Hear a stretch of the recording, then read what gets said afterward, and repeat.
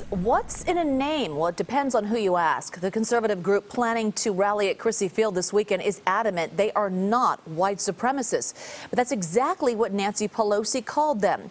So KPIX 5 political reporter Melissa Caen went to ask the Democratic leader to explain her choice of words. Melissa. Yeah, terms like neo-Nazi, white supremacist, white nationalist, alt-right, alt-left, fascist, Marxist, these loaded terms are being used daily these days.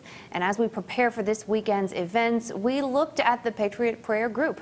Now, some of them are Trump supporters, but we wondered, does that make them extremists? In a press release, House Minority Leader Nancy Pelosi called the event a white supremacist rally. And today she said Crissy Field is a special place. And now they're going to give it as a venue to Nazis and white nationalists. But is Patriot Prayer a bunch of white supremacists or Nazis or white nationalists?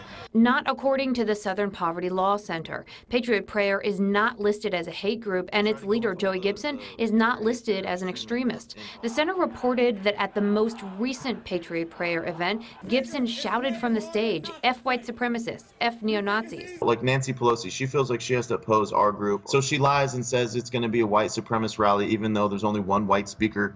And so it's frustrating. The Southern Poverty Law Center does point out that white supremacists have shown up to Patriot Prayer rallies before. And Patriot Prayer invited the often armed anti-government Oath Keepers to provide security on Saturday. The Patriot Prayer group says they're not white supremacists or Nazis, that they're diverse, that people just show up. Well, you know what? How can they be held accountable for that? Well, they're accountable for it, and we're going to hold them accountable for it. Pelosi went as far as to disagree with the Park Service's interpretation of the Constitution. Giving them the ability to cry wolf in a crowded theater.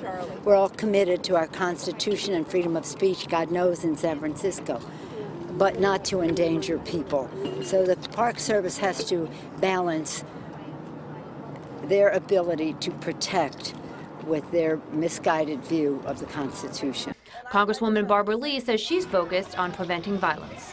We have to keep our people, our constituents, our cities, our counties safe, but the free speech of anyone is something that we all agree on in terms of First Amendment rights, but we don't. Now, we keep hearing the term "you can't yell fire" or "wolf" in a theater, but that's not actually true. You probably can. That phrase is from a 1919 Supreme Court case that has long been overruled. And when it comes to protests, there are generally two exceptions to the First Amendment. First, speech that is meant to and likely to incite, quote, imminent lawless action.